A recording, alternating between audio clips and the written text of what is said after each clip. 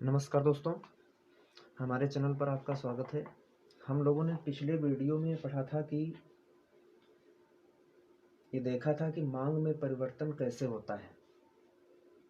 मांग में वृद्धि किसे कहते हैं, कमी किसे कहते हैं, विस्तार किसे कहते हैं, संकुचन किसे कहते हैं। तो आज हम लोग देखते हैं मांग का नियम। मार्शल ने जो मांग के नियम की परिभाषा दी है वो इस प्रकार है कि मांग की मात्रा कीमत गिरने से बढ़ती है और कीमत बढ़ने से घटती है। बहुत ध्यान से देखिए, मांग की मात्रा कीमत गिरने से बढ़ती है और कीमत बढ़ने से घटती है। अर्थात जब किसी वस्तु की कीमत गिरती है तो उसकी मांगी गई मात्रा बढ़ती है, यही नियम है। और इसका मतलब ये होता है कि कीमत और मांग में विपरीत संबंध होता है। विपरीत संबंध का मतलब ये है, जब कीमत बढ़ रही ऊपर की ओर जा रही है तो मांग नीचे की ओर आ रही है, यही विपरीत संबंध है। मार्शल ने जो मांग का नियम दिया है इसकी कुछ मान्यताएं हैं, और मान्यताओं में एक मान्यता ये है कि उपभोक्ता जो हैं उसकी रुचियां और उनके अधिमानों में कोई परिवर्तन ना हो। मतलब अगर कोई उपभोक्ता है, उसकी रुचि में या उसकी प्रेफरेंस जो अधिमान है उसमें कोई परिवर्तन हो रहा है तो ये नियम नहीं लगेगा। दूसरा, उन्होंने ये माना है कि आय स्थिर हो, इनकम, अगर इनकम बढ़ती है तो मांग बढ़ जाएगी, कहने का मतलब है रीति रिवाज में कोई परिवर्तन ना हो। इसके साथ में वस्तु साधारण हो, अगर वस्तु विलासिता की है या अन्य प्रकार की है तो ये नियम नहीं लगेगा। स्थानापन्न नहीं, उन्होंने ये भी माना है कि वस्तु का कोई स्थानापन्न नहीं हो। मतलब उपभोक्ता की, हम कह सकते हैं, मजबूरी हो कि वही वस्तु उसको खरीदना है, अन्य वस्तुओं की कीमतों में परिवर्तन न हो, भविष्य में कीमत परिवर्तन की आशा नहीं हो। अगर भविष्य में कीमत परिवर्तन की आशा होती है तब भी उसकी डिमांड बढ़ सकती है।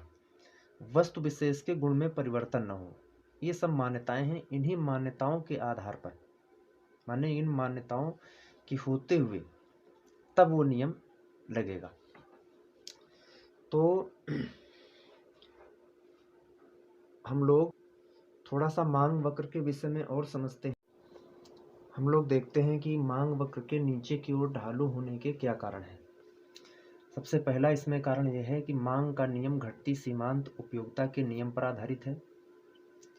कीमत प्रभाव इसमें है, आय प्रभाव है, स्थानापत्य प्रभाव है, और साधारण लोग कम कीमत होने पर अधिक मात्रा खरीदते हैं। इन सभी कारणों के आधार पर मांग वक्र जो है वो नीचे की ओर ढालू होता है। अब मांग नियम के कुछ अपवाद भी हैं। क्या अपवाद हैं? अपवाद का मतलब यह है कुछ ऐसी अवस्थाएं होती हैं जिसमें मांग वक्र नीचे से ऊपर की ओर ढालू होता है। आइए इसको हम लोग एक चित्र से देखते हैं। मांग नियम के अपवाद, कुछ अवस्थाएं जो भी जैसा बता रहे थे कि कुछ अवस्थाओं में मांग वक्र बाएं से दाएं ऊपर को ढालू होता है, अर्थात इसकी ढलान धनात्मक होती है। इसको अभी आप चित्र भी देख रहे हैं। इस चित्र में हम लोग समझते हैं कि ऐसी कौन सी अवस्थाएं हैं जिसमें ये मांग वक्र बाएं से दाएं ऊपर को ढालू होता है। तो सबसे पहला अपवाद है युद्ध। युद्ध अगर हो रहा है तो उस समय जो मांग नियम है कि कीमत कम होने पर डिमांड बढ़ती है, ये नियम नहीं लगता है। क्यों नहीं लगता है? क्योंकि जब युद्ध हो रहा हो तो ये आशंका रहती है कि भविष्य में इसकी कीमतें बढ़ जाएंगी। कोई वस्तु है उसकी कीमतें बढ़ जाएंगी, तो भविष्य में चूंकि उनका अनुमान है तो इसलिए कीमत अधिक होने पर भी अधिक मात्रा खरीदते हैं। ये वक्र यही बता रहा है इसमें कि कीमत बढ़ रही है, डिमांड बढ़ रही है। आप देख रहे इस जगह पर इस कीमत पर यह डिमांड होगी और यहाँ इस कीमत पर यह डिमांड होगी, मतलब कीमत भी ऊपर को जा रही, कीमत ऊपर को जा रही माने बढ़ रही और मात्रा भी बढ़ रही है। जबकि मांग नियम क्या कहता है, जब कीमत बढ़ेगी तो मात्रा घटेगी और जब कीमत घटेगी तो मात्रा बढ़ेगी। लेकिन इसमें क्या होता है, जब युद्ध होता है तो युद्ध की स्थिति में कीमत बढ़ने पर मात्रा बढ़ती है। क्यों बढ़ती है बताया है, इसीलिए बढ़ती है क्योंकि भविष्य में इन कीमतों के और बढ़ने की आशंका होती है। दूसरा अपवाद यह है कि मंदी हो। अगर मंदी है तो मंदी के समय भी कीमतें कम होने पर लोग वस्तुओं की कम मात्रा खरीदते हैं। क्यों? क्योंकि उनकी क्रय शक्ति कम होती है। प्रदर्शन प्रभाव, अगर कोई ऐसी वस्तु है जिसको खरीदने से प्रदर्शन हो रहा है, मान सम्मान बढ़ रहा है, तो ऐसी वस्तु के मामले में कीमत बढ़ने पर मांग बढ़ती है उसकी। अगला है अज्ञानता। अगर उपभोक्ता को अज्ञानता है, उपभोक्ता अज्ञान है, तब भी यह नियम नहीं लगता है, अर्थात वो कीमत बढ़ने पर मात्रा को अधिक खरीदता है। सट्टा है तो सट्टे में भी यही करता है। इसके बाद में है गिफिन विरोधाभास। गिफिन विरोधाभास का मतलब ये है कि जैसे गेहूं है जो जीवन के लिए आवश्यक है, अगर उसकी कीमत बढ़ जाए तो लोग क्या करेंगे कि मांस और मछली जो पहले से ही महंगी है उनका उपभोग घटाने को विवश होते हैं, और गेहूं फिर भी जो है उनकी तुलना में सस्ता है तो इसलिए गेहूं को और अधिक खरीदते हैं। माने गेहूं की कीमत बढ़ी और गेहूं अधिक खरीदा गया। इसी के विपरीत अगर हम ये कहें जैसे कोई घटिया वस्तु है, मक्का की कीमत कम हो गई और जो उपभोक्ता हैं वे मक्का को कम खरीदेंगे। क्यों कम खरीदेंगे? क्योंकि घटिया है। तो गिफिन विरोधाभास के कारण भी मांग वक्र ऊपर को ढालू होता है। आइए इसके बाद में हम लोग देखेंगे कि इनकम डिमांड क्या होती है। दोस्तों, इनकम डिमांड इसको ऐसे हम कह सकते हैं कि आय तथा मांग में प्रायः सीधा संबंध होता है। सीधा संबंध का मतलब है धनात्मक संबंध, मतलब आय बढ़ने से वस्तु की मांग में वृद्धि होती है। और अगर इसके सापेक्ष में वर्णन करना हो, लिखना हो, तो ये कहा जाएगा कि वस्तु के लिए आय मांग फलन इस प्रकार व्यक्त किया जाता है। डी बराबर एफ, एफ का मतलब फंक्शन, और वाई, वाई का मतलब आय। आपने पीछे जब मांग हम लोगों ने पढ़ा था तो वहाँ पर आय को, रुचि को और संबंधित वस्तुओं की कीमतों को, अन्य चीज़ों को, सबको हमने स्थिर मान लिया था। तब हमने पी के सापेक्ष माने कीमत के सापेक्ष हमने पढ़ा था कि कीमत कैसे मांग को प्रभावित करती है। अब यहाँ पर हम पढ़ रहे हैं आय कैसे मांग को प्रभावित करती है। अगर किसी व्यक्ति की इनकम बढ़ती है, अगर किसी व्यक्ति की इनकम 10,000 है तो जितनी भी वो वस्तुएं खरीद रहा होगा, लेकिन अगर बाद में उसकी इनकम बढ़ जाती है, 20,000 हो जाती है, तो डिमांड को बढ़ा देगा। उसी बात को इस चित्र में दिखाया गया है।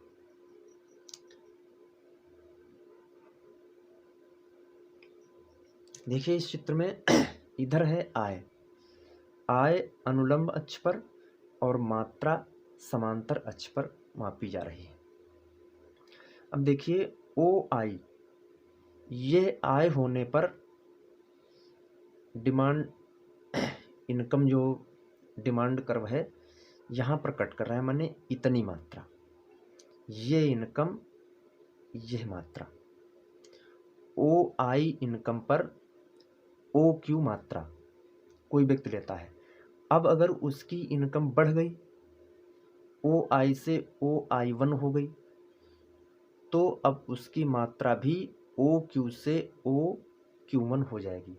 माने आय बढ़ने से मात्रा बढ़ती है, आय घटने से मात्रा घटती है। इसीलिए कहा जाता है कि आय तथा मांग में प्रायः सीधा संबंध होता है। परंतु यह रूप सामान्य वस्तुओं के विषय में होता है। अगर वस्तु दूसरे प्रकार की है तो उसके लिए डिमांड कर्व जो है वो दूसरे हिसाब का बनेगा। आइए हम लोग उसको भी देखते हैं। आप लोग ये चित्र देख रहे होंगे। इस चित्र में ये दिखाई दे रहा है आपको कि OI1 इनकम पर यहाँ पर ये मात्रा खरीदी जा रही है, इस इनकम पर यह मात्रा, इस इनकम पर यह मात्रा, OI इनकम पर IQ मात्रा, OI3 इनकम पर I3Q3 मात्रा। तो इस चित्र को हम ऐसा समझ सकते हैं, ये है घटिया मामलों के मामले में। मतलब यह है कि जब व्यक्ति की इनकम बहुत कम होती है, OI1 है, उसमें जब थोड़ा बढ़ती है तो वो व्यक्ति घटिया वस्तु की मांग को थोड़ा बढ़ाता है, जो बहुत गरीब है व्यक्ति। लेकिन एक सामान्य स्तर, अगर हम मान लें OI ये सामान्य स्तर है, अगर सामान्य स्तर पर वो पहुंच जाता है तब क्या करता है, उसके आगे उसकी अगर आय बढ़ रही है तब उस वस्तु की मात्रा को वो कम खरीदता है। हम मान लेते हैं कि अगर इसको हम 10 मान लें, 10 इकाइयाँ, तो आप देख रहे होंगे ये जो मात्रा है ये थोड़ा सा कम है, 9 इसको फिर मानना पड़ेगा। इधर इनकम बढ़ गई है, यहाँ तक इनकम थी 10 इकाइयाँ, यहाँ तक इनकम हो गई 9 इकाइयाँ। तो इसका मतलब ये OI एक ऐसा बिंदु है जो सामान्य स्तर बन जाता है। इसके आगे वस्तु, उसके लिए आप ये मानो कि कोई भी व्यक्ति हो, जब आय ज़्यादा बढ़ती है तो अपना जीवन स्तर सुधारता है, फिर वो जो घटिया चीज़ें हैं उन पर अपना खर्चा कम करता है। तो ये आपकी जो इनकम डिमांड है ये हम लोगों ने आज समझा है। इसके बाद में हम लोग साथ में प्रतिमांग भी समझ लेते हैं। तो प्रतिमांग को अंग्रेजी में कहते हैं क्रॉस डिमांड। क्रॉस डिमांड का मतलब होता है कि एक वस्तु की कीमत में परिवर्तन दूसरी वस्तु की मांग को कैसे प्रभावित करता है। एक वस्तु की कीमत में परिवर्तन दूसरी वस्तु की मांग को कैसे प्रभावित करता है, उसे प्रतिमांग कहते हैं। और जो संबद्ध वस्तुएं होती हैं वो 2 प्रकार की होती हैं, स्थानापन्न तथा पूरक। चलिए हम इसको चित्र से ही समझते हैं हम लोग। दोस्तों आप ये चित्र देख रहे होंगे। इस चित्र में A की कीमत है और B की मात्रा है। तो प्रतिमांग का मतलब यह है कि A वस्तु की कीमत B वस्तु की मात्रा को कैसे प्रभावित करती है, इसका जो हम अध्ययन करते हैं इसको कहते हैं प्रतिमांग। और लिखने के लिए इसको अगर सूत्र लिखना हो तो आपको लिखना होगा D बराबर F और P1। P1 इसलिए अगर P लिख देंगे तो इसका मतलब हुआ कि वही वस्तु है और उसी वस्तु की कीमत उसी की डिमांड को कैसे प्रभावित करती है। जैसे यहाँ A वस्तु की कीमत हो और A वस्तु की ही डिमांड हो, तब लिखना होगा D बराबर F P, ब्रैकेट में P P, जैसा हम पीछे पढ़ चुके हैं। लेकिन जब मात्रा दूसरी वस्तु की है और कीमत दूसरे वस्तु की है, तब उसको लिखना होगा D बराबर F ब्रैकेट में P1। P1 का मतलब हो गया कि जो प्राइस है वो किसी दूसरे वस्तु की है और डिमांड किसी दूसरे वस्तु की है। विशेष रूप से इसमें ये समझना है, ध्यान ये देना है कि A वस्तु की कीमत B वस्तु की मात्रा, B की कीमत को नहीं। ऐसा नहीं कहना है कि A की कीमत बढ़ गई तो B की कीमत क्या हो गई, ये नहीं अध्ययन करना है। A की कीमत बढ़ी तो B की डिमांड पर, मांग पर क्या प्रभाव पड़ा, इसे जिसमें पढ़ते हैं उसको प्रतिमांग कहते हैं। तो संबद्ध जो वस्तुएं होती हैं वो दो प्रकार की होती हैं, स्थानापन्न तथा पूरक। स्थानापन्न का मतलब जो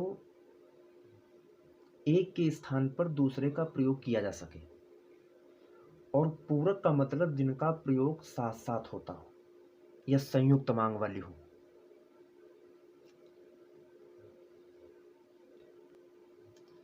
स्थानापन्न या प्रतियोगी जो वस्तु होती है उसमें अगर ए वस्तु की कीमत बढ़ी, इस चित्र से ध्यानपूर्वक देखिए, अगर ए वस्तु की, ये ए वस्तु है, ए की कीमत यहाँ पर कीमत है, ये इधर है, ए वस्तु की कीमत बढ़ी तो कोई भी स्थानापन्न जब वस्तु होती है तो अगर उसकी दो वस्तुएं हैं ए और बी, तो ए वस्तु की अगर कीमत बढ़ रही है, दूसरी तरफ बी वस्तु की कीमत में कोई परिवर्तन न हो, स्थिर रहे, तब बी की मांग बढ़ जाएगी। जैसे चाय, कॉफी।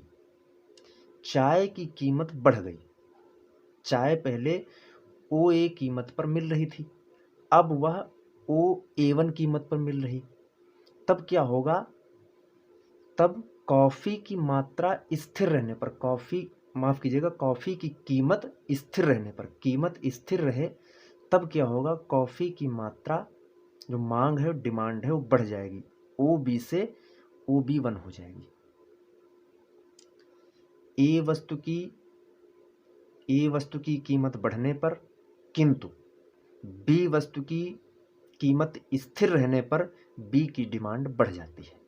अब इसके उलट सोच लो कि जो बी है, बी माने कॉफी मान लेते हैं, तो बी की अगर डिमांड घटी, डिमांड OB हो रही थी, माफ कीजिए OB1 डिमांड से डिमांड घटकर रह गई OB, तो क्या होगा, OB1 ए की कीमत, OB ए की कीमत। तो अगर बी की मात्रा घटी, OB1 से OB हुई, माने डिमांड घटी, तो ए की कीमत घट जाएगी। ए की कीमत बढ़ी, बी की डिमांड बढ़ी, बी की डिमांड घटी, ए की कीमत घटी। यह है स्थानापन्न के मामले में, और ये आपका वक्र है क्रॉस डिमांड का, CD जिसको नाम दे रहे हैं। और अगर पूरक वस्तु हो तो पूरक वस्तु के मामले में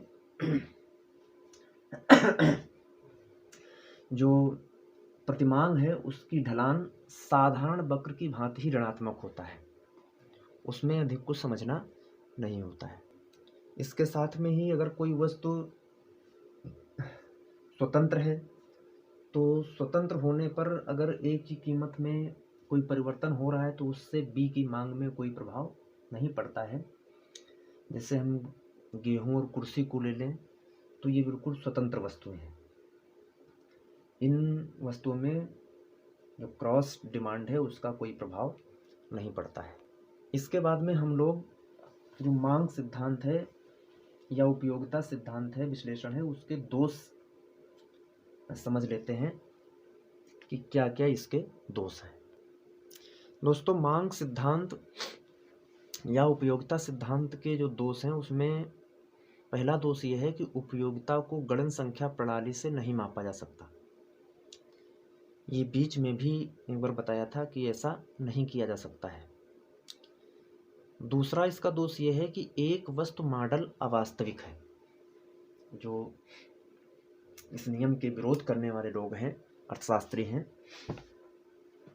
उन्होंने कहा है कि एक वस्तु मॉडल अवास्तविक है, मतलब कि व्यक्ति एक ही वस्तु को खरीदता रहता है, ऐसा नहीं है। व्यक्ति विभिन्न वस्तुएं खरीदता है।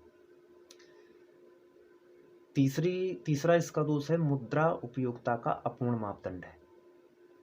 उपयोगिता को मापने के लिए मुद्रा का मापदंड लगाया जा रहा है, ये पूर्ण नहीं है।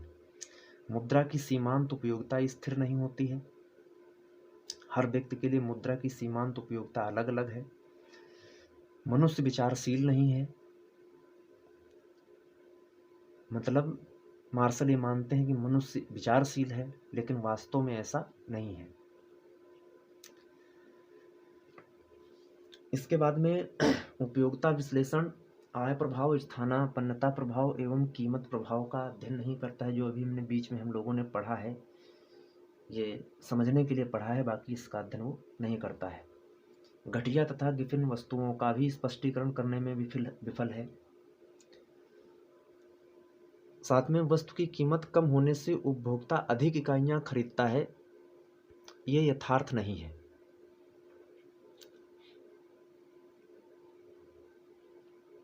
मार्शल ने कहा था कि वस्तु की कीमत कम होने से उपभोक्ता अधिक वस्तुएं खरीदता है।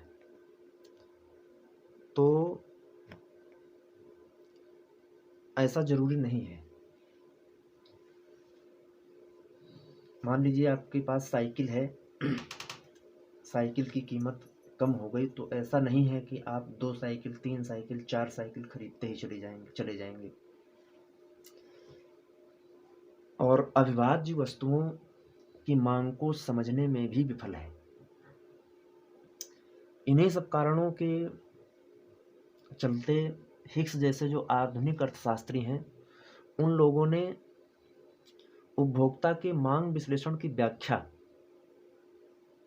उपभोक्ताओं की जो मांग का अध्ययन करना है, विश्लेषण करना है, उसकी व्याख्या उदासीनता वक्र प्रणाली द्वारा की है। इसलिए अब हम लोग उदासीनता जो सिद्धांत है उसको पढ़ेंगे। बहुत बहुत धन्यवाद।